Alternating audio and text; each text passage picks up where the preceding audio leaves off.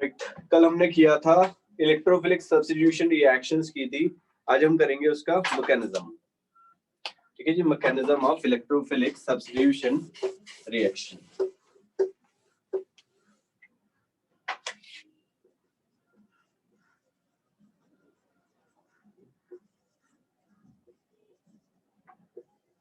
Mechanism के बारे में हम यहाँ पे बात करेंगे, किस तरीके से मैकेनिज्म होता है, किस तरीके से हमारे सिंगल सिंगल स्टेप में ये रिएक्शंस हो रही हैं एक एक करके। ठीक है जी, तो यहाँ पे हमारी कौन सी होती हैं जी, हमारी substitution element sorry electrophilic substitution reactions होती हैं। ठीक है, ये आपको मैं जब मैकेनिज्म करेंगे तब मैं आपको डिटेल में बताऊंगा। तो ये जो रिएक्शन है हमारी 3 स्टेप में होगी। First step is the generation of electrophile. Paper में पूछा नहीं जाता यूजुअली पूछा नहीं जाएगा ये, और स्टिल कराएंगे हम जनरेशन ऑफ इलेक्ट्रोफाइल, क्योंकि मैकेनिज्म अगर मुझे आता है तो मेरे को पता चल जाएगा कि which is the minor and which will be the major product. Second step है formation of carbocation intermediate.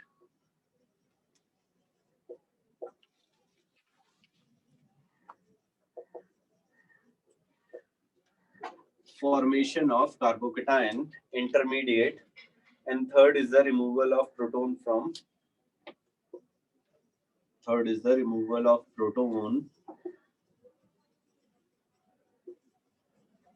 from carbocation from the carbocation intermediate.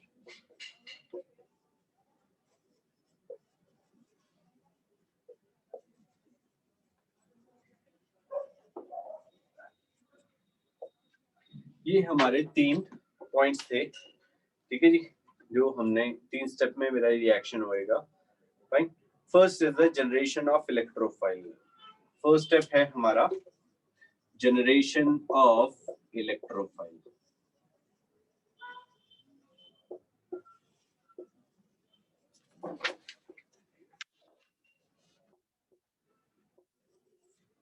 किस तरीके से हम जनरेट करेंगे इलेक्ट्रोफाइल को।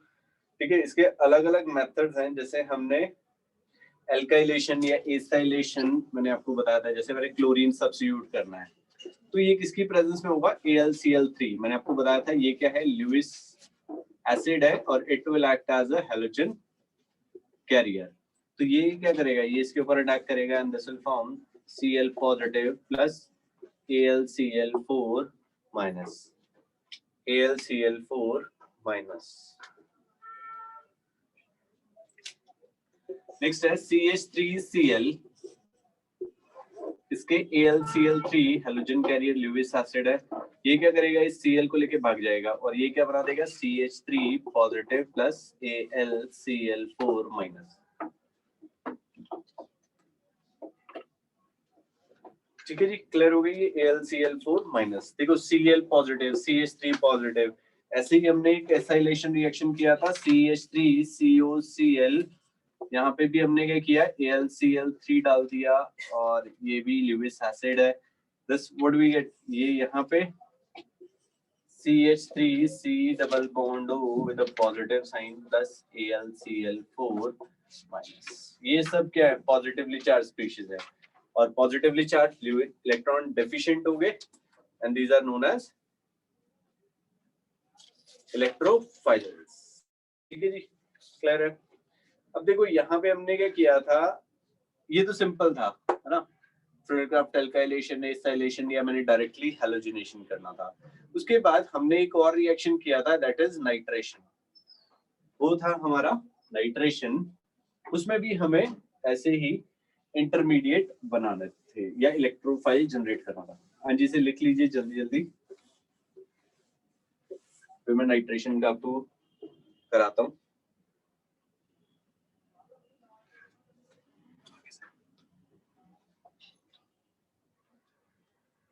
ठीक है जी, क्लियर है। चलिए शुरू करते हैं।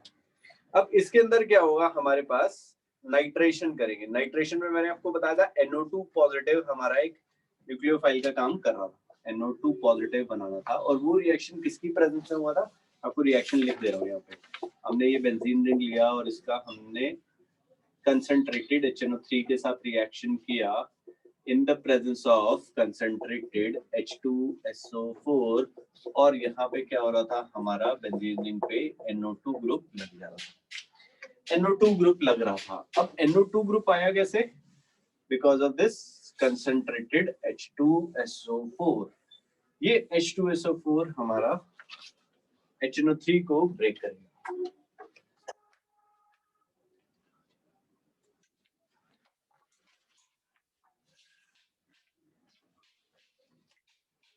अब हमने क्या किया HOSO2OH, दिस इज H2SO4।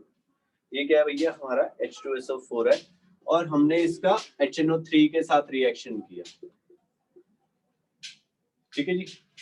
अब क्या होगा यहाँ से इलेक्ट्रॉन रिच ये क्या करेगा OH यहाँ से जाएगा ये से देगा और ये OH यहाँ से इधर आ जाएगा। सो क्या मिलने वाला है हमें यहाँ से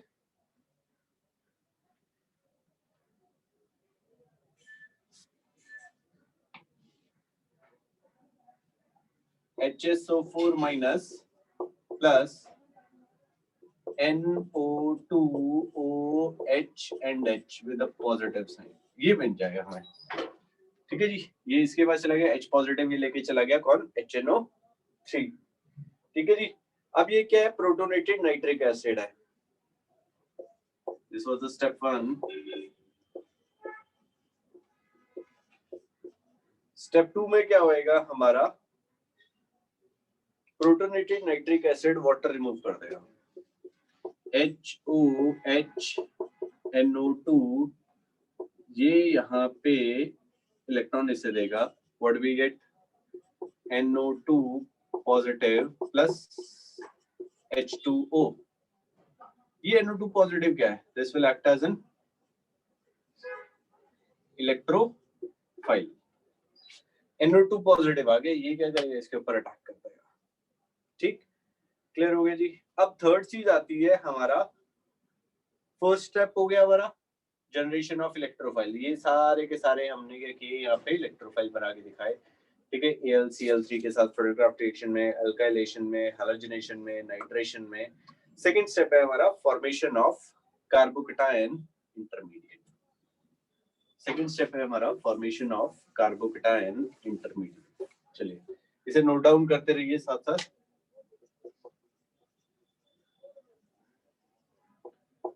फॉर्मेशन ऑफ कार्बोकैटायन इंटरमीडिएट। ठीक है जी। बी स्टेप या सेकंड स्टेप कुछ भी। ठीक इसके अंदर क्या होगा हमारे पास कार्बोकैटायन बनेगा। कैसे बनेगा बेंजीन रिंग है। अब बेंजीन रिंग में क्या है हमारे पास ऑल्टरनेट पोजीशन पे डबल बॉन्ड थे तो एक H पॉजिटिव आएगा हाँ जी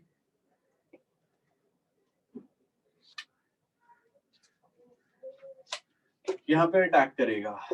ये हमने लिया यहाँ पे this is an electrophile E positive. ठीक है जी क्लियर है। ये सारे के सारे कार्बन क्या है sp3 हाइब्रिडाइज हैं। ये अटैक करेगा हमेशा एरो कहां से इलेक्ट्रॉन रिच से इलेक्ट्रॉन डेफिशिएंट की तरफ लगेगा। ठीक है साहब क्लियर हो गया। अब क्या होगा यहाँ पे अब ये बॉन्ड इधर टूटा यहाँ पे आ गया लेट्स सपोज नेगेटिव चार्ज यहाँ पे आ गया पॉजिटिव चार्ज। तो हमने यहाँ पे क्या किया ये H लगा दिया with a positive sign carbocation बना और इसके साथ क्या क्या लग गया एक E आके जुड़ गया और दूसरा क्या जुड़ा H। अब ये वाला जो कार्बन था ये क्या हो गया भैया sp3 हाइब्रिडाइज्ड क्योंकि इसके पास क्या हो रहा है 4 सिग्मा बॉन्ड ये सिग्मा बॉन्ड दूसरा तीसरा और एक चौथा है ना। वी हैड 4 सिग्मा बॉन्ड्स तो sp हाइब्रिडाइज्ड कार्बन हो गया ये। क्लियर हो गया जी। अब ये जो एरिनियम आयन बना इसको हम क्या बोलते हैं एरिनियम आयन। अब ये जो एरिनियम आयन है ये हमारा रेजोनेंस से स्टेबलाइज होगा। कैसे स्टेबलाइज होगा मैं इसे यहाँ बना रहा हूँ। ये यहाँ पे आ गया यहाँ पे आ गया यहाँ पे आ गया H with a positive sign P और H ये डबल बॉन्ड उठ के यहाँ आ जाएगा जिसकी वजह से क्या होगा अभी इधर चला गया तो यहाँ पे पॉजिटिव चार्ज ऐसा हो गया यहाँ पे E यहाँ पे H यहाँ पे डबल बॉन्ड। अब ये डबल बॉन्ड उठ के इधर आ जाएगा। जब ये डबल बॉन्ड इधर टूटा तो क्या हो जाएगा, यहाँ पे डबल बॉन्ड, यहाँ पे डबल बॉन्ड, यहाँ पे आ गया हमारा पॉजिटिव चार्ज। ठीक है जी, क्लियर हुआ। 3 जगह 3 स्ट्रक्चर बने हमारे, ठीक। और इसके बाद ये पॉजिटिव चार्ज नहीं घूमेगा क्योंकि इधर तो क्या है sp3 हाइब्रिडाइज है, तो इसका इक्विवेलेंट स्ट्रक्चर अगर हम बनाएं तो हाफ सर्कल में डीलोकलाइजेशन हुआ, ई पॉजिटिव चार्ज यहाँ पे नहीं घूमा, यहाँ से इस हाफ सर्कल में ये हमारा पॉजिटिव चार्ज घूम रहा। ठीक है जी। अब देखो ये क्या हुआ, जब सिग्मा बॉन्ड बन गए हमारे, ये सारे सिग्मा बॉन्ड बने, तो इसने क्या किया, अपना जो एरोमेटिक कैरेक्टर था वो खो गया, क्योंकि ये वाला कार्बन क्या हो गया sp3 हाइब्रिडाइज, और sp3 हाइब्रिडाइज होने की वजह से इसकी शेप कैसी हो जाएगी, टेट्राहेड्रल। कल हमने पढ़ा था एरोमेटिक कैरेक्टर होने के लिए 3 कंडीशंस चाहिए थी। पहला क्या था, प्लेनर होना चाहिए, राइट। सेकंड क्या था, कंप्लीट डीलोकलाइजेशन होनी चाहिए। थर्ड क्या था हमारा, अकल रूल को फॉलो करना चाहिए। तो यहाँ पे हमारा प्लेनर नहीं है, स्ट्रक्चर हो गया। तो ये क्या करेगा, अपना एरोमेटिक कैरेक्टर पाने के लिए, नाउ इसके पास पूरा का पूरा एरोमेटिक कैरेक्टर नहीं है। जब एरोमेटिक कैरेक्टर नहीं, स्टेबल कम है, तो अपने एरोमेटिक कैरेक्टर को दोबारा से रिगेन करने के लिए ये क्या करेगा, ये जो H पॉजिटिव लगा है इसे निकाल देंगे, ये हमारा रिमूव हो जाएगा। ठीक, क्लियर है, इसे लिख लीजिए। थर्ड स्टेप है हमारा removal of proton.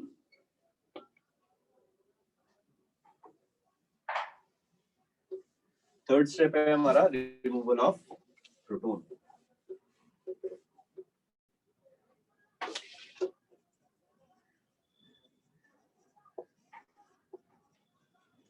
Removal of proton. अब रिमूवल ऑफ प्रोटॉन में क्या हुआ, जो हाइड्रोनियम आयन था, सॉरी एरिनियम आयन था, वो H पॉजिटिव लूज करेगा so as to attain its aromatic character। EH positive sign, ठीक है जी। यहाँ पे क्या होगा, एक AlCl4 माइनस था, AlCl4 माइनस था, ठीक है जी, क्लियर है। ये क्या करेगा, ये बॉन्ड इधर देके भाग जाएगा।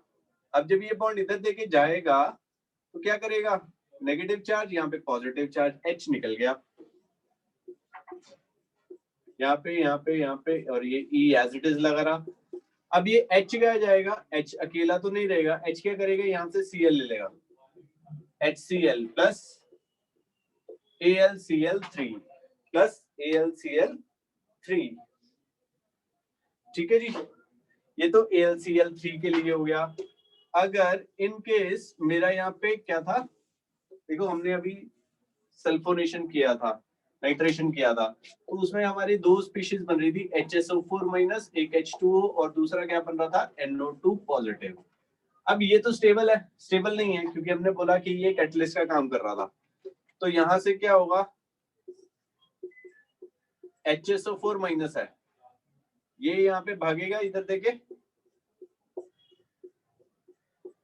यहाँ पे E लगा हुआ है, और दिस विल फॉर्म H2SO4। जो एसिड हमने बचपन में यूज किया था, इनिशियली यूज किया था, वो हमें वापस रिकवर हो गया है, ठीक है जी, क्लियर हो गया। तो this is the total mechanism. First generation of electrophile, second is the carb formation of carbocation, और थर्ड था हमारा elimination of proton to form to regain its aromatic character. आएगा नहीं पेपर में, ठीक है, पेपर में ऐसा इतना बड़ा चीज नहीं पूछा जाएगा आपको। हाँ जी, क्लियर है ये? हाँ जी, yes, sir. चलिए आगे शुरू करते हैं हम। इसको प्रैक्टिस कर लेना, एक बार लिख लेना, समझ में आ जाएगी चीज हुआ क्या था। नेक्स्ट जो टॉपिक है हमारा, that is important, addition reaction. अब देखो हमने पढ़ा था जो बेंजीन रिंग है वो रेजोनेंस की वजह से स्टेबलाइज थी, है ना, और वहां पे क्या हो रहा था, जो डबल बॉन्ड था वो मूव कर रहा था, डीलोकलाइज। बट स्टिल अगर हम यहाँ पे विग्रस कंडीशंस डालते हैं तो एडिशन रिएक्शंस हमारी होती, तो हमारी विग्रस, तो हमारी क्या है, एडिशन रिएक्शंस होंगे। हमने क्या किया यहाँ पे, बेंजीन रिंग लिया, 3H2 रिडक्शन कराएंगे इन द प्रेजेंस ऑफ निकल, ठीक है जी, और इसे करेंगे हम हीट, तो ये बना देगा साइक्लोहेक्सेन, साइक्लोहेक्सेन। क्लियर हो गया जी। और इसके बाद हम क्या कर सकते हैं, यहाँ पे क्लोरीन का एडिशन कर सकते हैं सनलाइट की प्रेजेंस में, और हम यहाँ पे टेम्परेचर रखेंगे 500 केल्विन, तो this will be converting into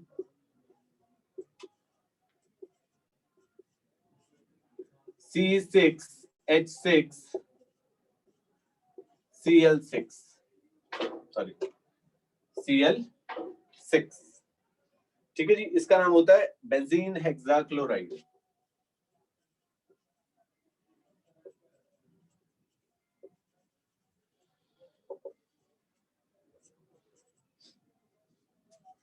BHC। कल ऐसे ही एक और स्ट्रक्चर हमने पढ़ा था जिसमें हमने एडिशन रिएक्शन किया था, सॉरी सब्स्टिट्यूशन रिएक्शन किया था हेक्साक्लोरोबेंजीन, ठीक है जी, हेक्साक्लोरोबेंजीन, जिसके अंदर क्लोरीन सब्स्टिट्यूट किया था, यहाँ पे हमने एडिशन किया तो ये बन गया हमारा बेंजीन हेक्साक्लोराइड, ठीक है। दोनों इंपॉर्टेंट है, दोनों में कंफ्यूजन मत करिएगा, ठीक है जी। BHC एक था हमारा हेक्साक्लोरोबेंजीन, क्लोरीन क्लोरीन क्लोरीन क्लोरीन, यहाँ पे क्या है, सिर्फ एरोमेटिक कैरेक्टर था, HCV बोलते हैं हेक्साक्लोरोबेंजीन, और ये बेंजीन हेक्साक्लोराइड। ध्यान रखिएगा, दोनों इंपॉर्टेंट रिएक्शंस हैं, बहुत इंपॉर्टेंट रिएक्शन है, कंफ्यूज मत करिएगा, ठीक है जी, दोनों को कंफ्यूज नहीं करना है, ठीक है, अच्छे से याद रखनी है, पेपर में पूछ लिया जाता है ये। भाई एडिशन रिएक्शन इतनी थी, इसके बाद हम बात करेंगे कंबशन की। कंबशन, अब हम किसी भी हाइड्रोकार्बन को जलाते हैं तो वो क्या करता है जी, हमें क्या देता है, कार्बन डाइऑक्साइड एंड वाटर, वो हमें देगा कार्बन डाइऑक्साइड एंड वाटर, ठीक है जी। जो बेंजीन है इट बर्न्स विद अ सूटी फ्लेम, ठीक है जी, forming carbon dioxide and water, C6H6 plus O2, this will give us CO2 plus H2O। इसको बैलेंस करते हैं, यहाँ पे 6 कार्बन है तो मैं पहले क्या करता हूँ, इसे एटॉमिक ऑक्सीजन ले लेता हूँ, यहाँ पे 6 कार्बन है, 6 कर दिया, यहाँ पे 6 हाइड्रोजन है, यहाँ पे 3O2 कर दिया, यहाँ पे कितने हो गए, 12 प्लस 3 15, ठीक है जी। इस इक्वेशन को 2 से मल्टीप्लाई कर दो तो what we get, 2C6H6 plus 15O2, this will give us 12CO2 plus 6H2, ये बैलेंस इक्वेशन हो गई, ठीक है। 1 मोल चाहिए होगा तो यहाँ पे हम क्या कर देंगे, 15/2 O2, तो दिस इज द इक्वेशन, ठीक है जी। तो इस तरीके से हमारा कंबशन हो जाएगा, क्योंकि कोई भी हाइड्रोकार्बन को आप जलाएंगे तो वो हमें क्या देगा, carbon dioxide and water, right.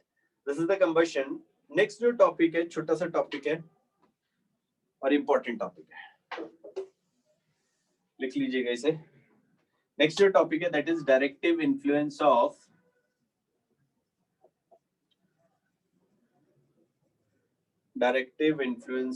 functional groups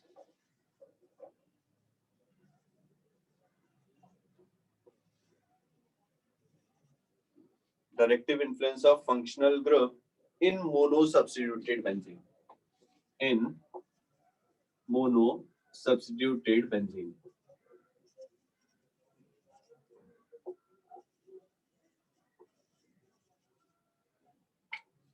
ठीक है जी। डायरेक्टिव इन्फ्लुएंस, अब कोई भी चीज आएगी यार, अगर कहीं पे एडिशन हो रहा है ना, वो कहाँ पे जाएगा, लेट्स सपोज, है ना, हम एक एग्जांपल लेते हैं, लेट्स से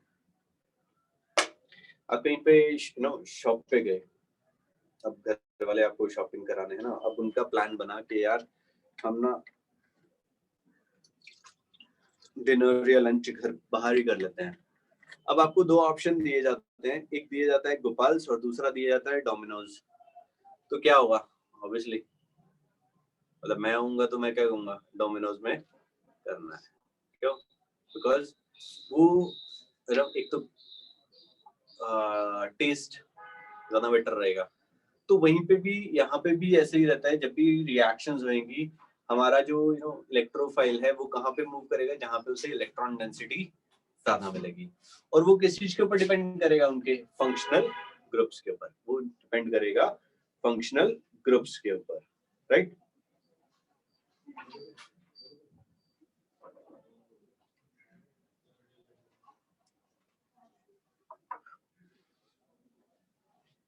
अब जब मोनो सब्स्टिट्यूटेड प्रोडक्ट हुआ, ठीक है, तो दो तीन पोजीशन आती हैं डाई सब्स्टिट्यूटेड के लिए। मोनो सब्स्टिट्यूटेड के लिए तो कुछ भी नहीं होगा, है ना। यहाँ पे हमारे पास कोई चीज लगी हुई है, लेट्स से मैंने एक्स ग्रुप लगा दिया, तो अगर मैं इसे डाई सब्स्टिट्यूटेड बनाता हूं तो इस पोजीशन को हम क्या बोलते हैं, ऑर्थो। इसको हम ओ से भी डिनोट करते हैं। इस पोजीशन को हम बोलते हैं मेटा, इसको हम बोलते हैं एम से। तो इसके बाद एक तीसरी पोजीशन आती है पैरा, पी। ये वाली पोजीशन मेटा, ये वाली पोजीशन ऑर्थो, ठीक है जी। डाई सब्स्टिट्यूटेड में ये वाला और ये वाला तो ऑर्थो, ये वाला और ये वाला तो मेटा, ये एक्स के साथ ये आ गया तो पैरा, ठीक है। मतलब 1-2 पोजीशन पे है तो ऑर्थो, 1-3 पोजीशन पे है तो मेटा, और 1-4 पोजीशन पे है तो पैरा। इस तरीके से हमने सब्स्टिट्यूशन करनी है। क्लियर हो गया जी। तो इसे पढ़ लेते हैं क्या बोलता है। When monosubstituted benzene is subjected to further substitute, 3 possible disubstituted products are not formed in equal amounts. 2 type of behaviors are observed, either ortho and para products or meta product is predominantly formed. It has also been observed that this behavior depends on the nature of substituent already present in the ring and not the nature of entire group. This is known as directive influence of substituents. Reason for ortho, para and meta directive nature of group are discussed below. ठीक है, वो किस चीज के ऊपर depend कर रहा है भैया, फंक्शनल ग्रुप के ऊपर। किस टाइप का मेरा फंक्शनल ग्रुप है, कोई इलेक्ट्रॉन डोनेटिंग ग्रुप लगा है या कोई इलेक्ट्रॉन विड्रॉइंग ग्रुप लगा है, उसके ऊपर हमारा ये डिपेंड करेगा। क्लियर है जी। तो देखो यहाँ पे इन्होंने क्या किया है, फिनोल लिया है, फिनोल बेंजीन रिंग के ऊपर क्या किया है इन्होंने, OH group. Ortho and para position, para directing groups. The group which direct the incoming group to ortho and para position are called ortho and para directing. As an example, let us discuss the directive influence of phenolic OH group. Phenol is a resonance hybrid of following structure. अब देखो simple सी चीज जो book में नहीं बताई गई है, यहाँ पे अगर मेरे पास कोई भी इलेक्ट्रॉन डोनेटिंग ग्रुप लगा गया है तो वो ऑर्थो एंड पैरा पोजीशन पे नेगेटिव चार्ज या इलेक्ट्रॉन डेंसिटी इंक्रीज करेंगे, ठीक। या हम यहाँ पे लिख सकते हैं प्लस एम ग्रुप और plus R group, mesomeric resonance. अभी मैं बताऊंगा कैसे होएगा, ठीक है। इन्होंने देखे थे एग्जाम्पल लिया था फिनोल का। फिनोल के हम रेजोनेटिंग स्ट्रक्चर्स बनाते हैं। यहाँ पे OH था, OH के में O के पास 2 लोन पेयर थे, तो ये बॉन्ड इधर आ जाएगा, ये बॉन्ड इधर आ जाएगा, जिसकी वजह से O पे नेगेटिव चार्ज, यहाँ पे आ गया double bond OH with a positive sign. ये नेगेटिव चार्ज उठ के यहाँ पे, ये वाला उठ के यहाँ पे, ये नेगेटिव चार्ज यहाँ पे double bond OH with a positive sign. ये नेगेटिव चार्ज यहाँ पे आ जाएगा, ये डबल बॉन्ड यहाँ पे। अब देखो ये यहाँ पे आ गया तो ये यहाँ पे मूव करेगा। इस पोजीशन पे फिर से negative charge, double bond OH with a positive sign. ये वाला उठ के इधर, ये वाला उठ के इधर, जिसकी वजह से क्या होगा, फिर से हमें OH सिंगल बॉन्ड के साथ अटैच हो जाएगा। तो these are the resonating structure of phenol.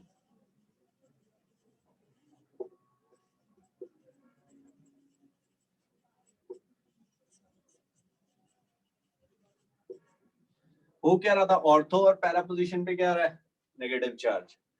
तो जितने भी हमारे प्लस एम और प्लस आर ग्रुप होंगे वो ऑर्थो और पैरा पोजीशन पे इलेक्ट्रॉन डेंसिटी को इंक्रीज करेंगे, ठीक है जी। और ये क्या कर रहा है, देखो अगर ये ऑर्थो और पैरा पोजीशन पे नेगेटिव चार्ज लेके आ रहा है तो क्या होगा, कोई भी इलेक्ट्रोफाइल आएगा वो इजीली ऑर्थो और पैरा पोजीशन पे अटैच कर देगा, ऑर्थो और पैरा पोजीशन पे अटैक कर देगा। तो मतलब क्या किया, दे एक्टिवेट रिंग टूवर्ड्स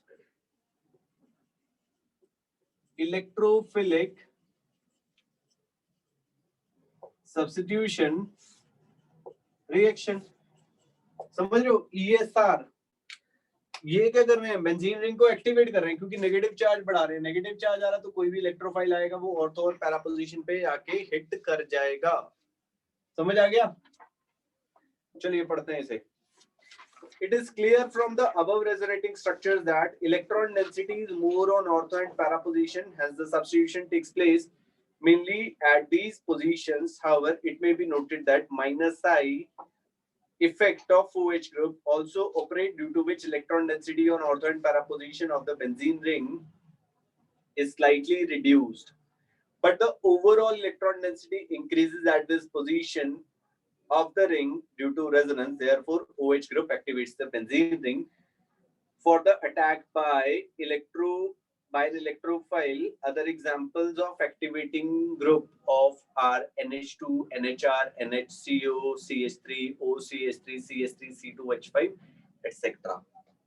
अब देखो एक चीज थी, ये जो OH ग्रुप है, जो OH ग्रुप है, ठीक है, दिस इज दो इफेक्ट दिखाता है, ये plus M and minus I group है। क्या है, plus I and plus M and minus I। अब माइनस I क्या होता था, इंडक्टिव इफेक्ट, कोई भी इलेक्ट्रॉन विड्रॉइंग ग्रुप लगा तो यहाँ पे पार्शियल नेगेटिव, ये दे रहा था तो पार्शियल पॉजिटिव, ये इधर देता था तो पार्शियल पॉजिटिव, ये इधर आता था तो और छोटा हो जाता था और उसके बाद डाई हो जाता था। तो ऐसे ही क्या हुआ, जब हमने बेंजीन रिंग को लिया,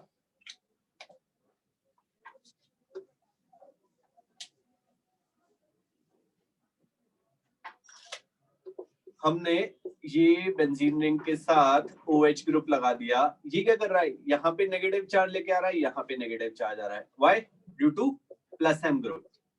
ऑर्थो और पैरा पोजीशन पे क्या हो रहा है, नेगेटिव चार्ज बढ़ रहा है, ठीक है। अब due to minus I effect, OH के माइनस आई इफेक्ट है, तो ये क्या करेगा, इलेक्ट्रॉन्स पुल करेगा। जब इलेक्ट्रॉन्स पुल करेगा तो ऑर्थो के तो नेगेटिव चार्ज कम हो गया, अब पैरा तक जाते जाते ये क्या हो रहा है, खत्म हो जा रहा है। क्यों, क्योंकि 1 2 3 4 फोर्थ कार्बन तक जाते जाते ये इफेक्ट हमारा खत्म हो जाता है। तो नेगेटिव चार्ज कहाँ पे ज्यादा है, ऑर्थो पे या पैरा पे, पैरा पे। तो जो भी सब्स्टिट्यूशन होनी है वो कहाँ पे हो जाएगी हमारी, पैरा पे। तो मेजर प्रोडक्ट जो होगा वो पैरा सब्स्टिट्यूटेड डेरिवेटिव होगा, मतलब जो भी मेरा मेजर प्रोडक्ट बनने वाला है भैया वो पैरा सब्स्टिट्यूटेड प्रोडक्ट होएगा, ऑर्थो वाला माइनर प्रोडक्ट बनेगा, ठीक। ये था, this is an electron donating group, plus M and minus I group. Plus M की वजह से electron density ortho and para position पे दोनों जगह बढ़ रही थी, but due to minus I effect ortho position पे क्या हो गया, जो इलेक्ट्रॉन डेंसिटी थी वो डिक्रीज कर गई, जिसकी वजह से इलेक्ट्रोफाइल आएगा, कहाँ पे जाएगा, ये गोपाल था और ये डोमिनोज था, तो वो कहाँ पे मूव कर जाएगा, डोमिनोज पे, ठीक है जी। इधर ज्यादा मूव नहीं करेगा क्योंकि वहां पे उसे अच्छा खाना, उतना अच्छा खाना शायद नहीं मिलेगा, उतना अच्छे टेस्ट का खाना नहीं मिलेगा, ठीक है जी। तो ये था हमारा रिंग एक्टिवेटिंग ग्रुप। इसमें ग्रुप्स कौन कौन से हैं वो लिख लेते हैं, जिसके पास भी लोन पेयर प्रेजेंट होएगा या negative charge, NH2, NHR, NR2, OCH3, CH3, C2H5, these all are the जो इलेक्ट्रॉन डेंसिटी इंक्रीज करते हैं बेंजीन रिंग पे। इसे नोट डाउन कर लीजिए भाइयों, काम आएगा।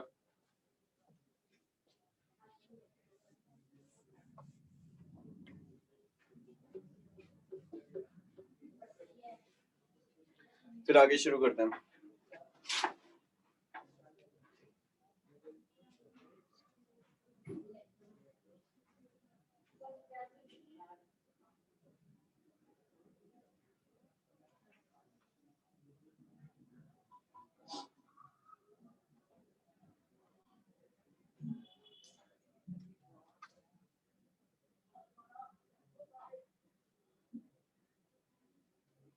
हाँ जी, लिख लिया ये।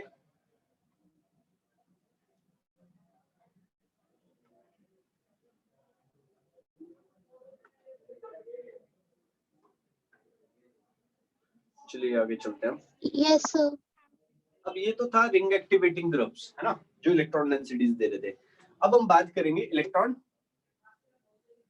Deactivating groups. रिंग एक्टिवेटिंग हो गए, अब रिंग डीएक्टिवेटिंग।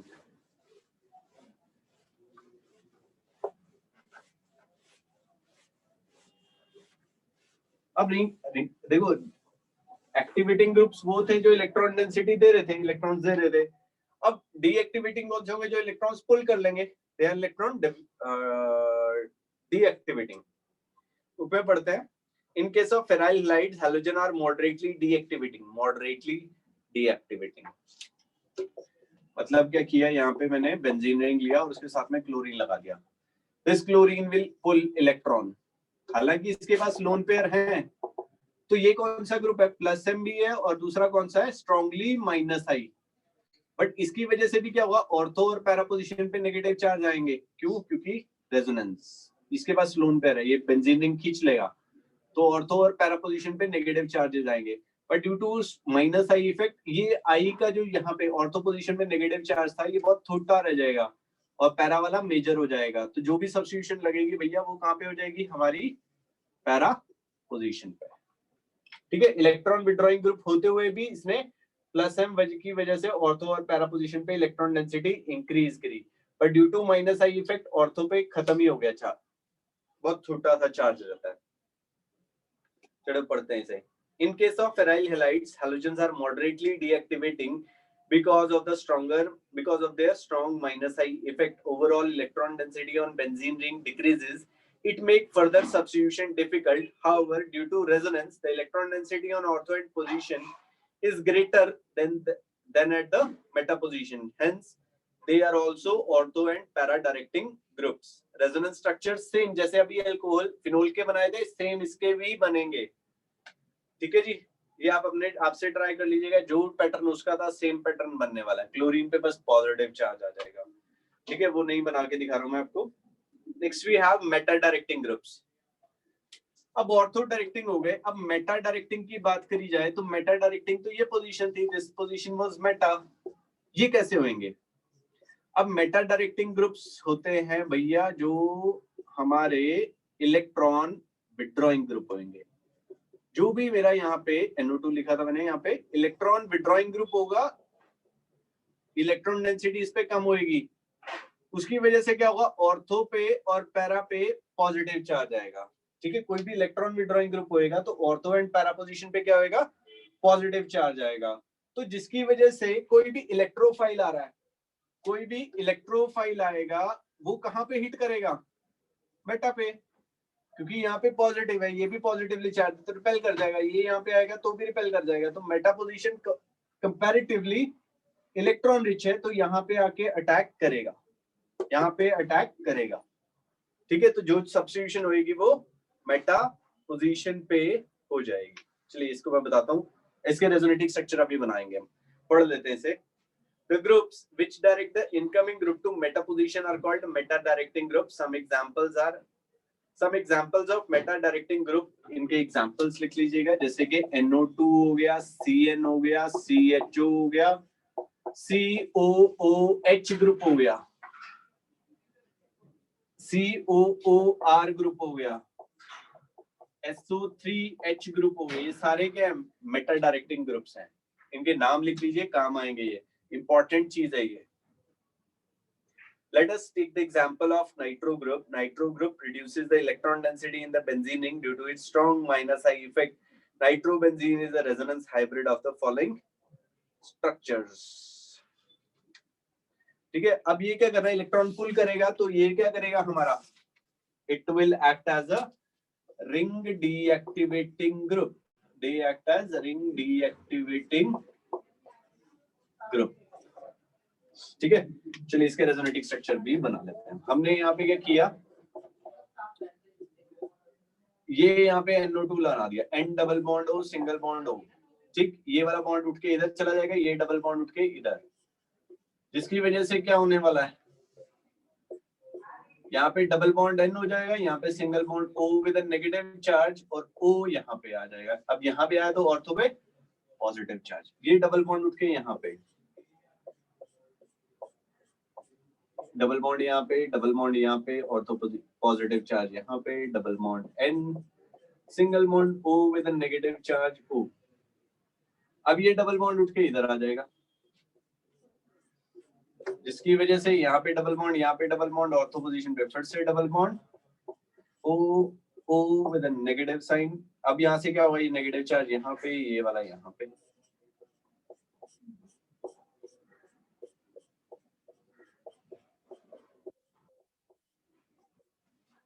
ऑर्थो पोजीशन पे पॉजिटिव चार्ज, पैरा पोजीशन पे पॉजिटिव चार्ज। तो जो भी सब्स्टिट्यूशन होएगा वो कहाँ पे हो जाएगा, जहाँ पे पॉजिटिव चार्ज नहीं आया वो हो जाएगी मेटा पोजीशन। ठीक है जी। In this case, the overall electron density on benzene ring decreases, making further substitution difficult. Therefore, these groups are also called deactivating groups. The electron density on ortho and para position is comparatively less than meta position. Hence, the electrophile attack on comparatively electron-rich meta position, resulting in meta substitution. जो भी हमारा substitution होएगा भैया वो कहाँ पे हो जाएगा, meta position। ठीक है जी, ये रेजोनेटिंग स्ट्रक्चर बना लीजिएगा, पेपर में पूछ लिए जा सकते हैं। ठीक है जी, जो भी सब्स्टिट्यूशन होगा भैया वो हमारा हो जाएगा मेटा पोजीशन पे। So these are the resonating structures, है ना, जिनकी वजह से बेंजीन रिंग पे क्या हो रहा था, पॉजिटिव चार्ज आ रहा, ऑर्थो एंड पैरा पोजीशन पे, तो सब्स्टिट्यूशन मेटा पे हो जाएगा। क्लियर है। लास्ट जो टॉपिक है कार्सिनोजेनिसिटी,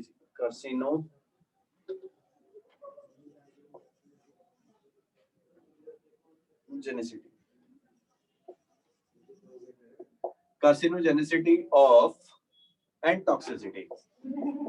अब बहुत सारी चीजें होती है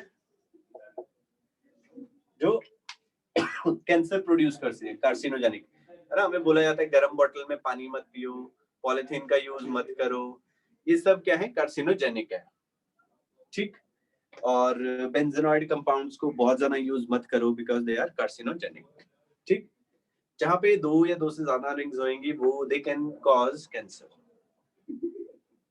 है ना। लोग स्मोक करते हैं तो उसमें क्या है, टोबैको है, वो क्या है, हमारा एक एरोमेटिक कंपाउंड है, जिसकी वजह से क्या होता है, हमारे डीएनए में चेंजेस आते हैं और वो कार्सिनोजेनिक हो जाता है। तो देखो यहाँ पे दिया गया है, benzene and polynuclear hydrocarbons containing more than 2 benzene ring fused together are toxic and said to possess cancer producing carcinogenic property. Such polynuclear hydrocarbons are formed on incomplete combustion of organic materials like tobacco, coal and petroleum. They enter into human body and undergo various biochemical reactions and finally damage DNA and cause cancer. Some of the carcinogenic hydrocarbons are given below. ये यहाँ पे दिया गया है 1,2 benzanthracene, 3-methyl cholanthene, 1,2 benzene styrene, 1,2,5,6 dibenzanthracene, 9,10 dimethyl, 1,2 benzanthracene। तो these are the examples, एक दो example याद कर लीजिएगा। ठीक है, आपने बस यही याद रखना है कि भैया इकट्ठी 2 या 2 से ज्यादा फ्यूज्ड रिंग्स जो है दे कैन कॉज कैंसर। ठीक है जी, दे कैन कॉज कैंसर। तो ये हमारा पार्ट इंपॉर्टेंट है। ठीक है जी, कार्सिनोजेनिक पे भी क्वेश्चन पूछ लिया जाता है। फाइन, तो ये हो गया हमारा चैप्टर खत्म।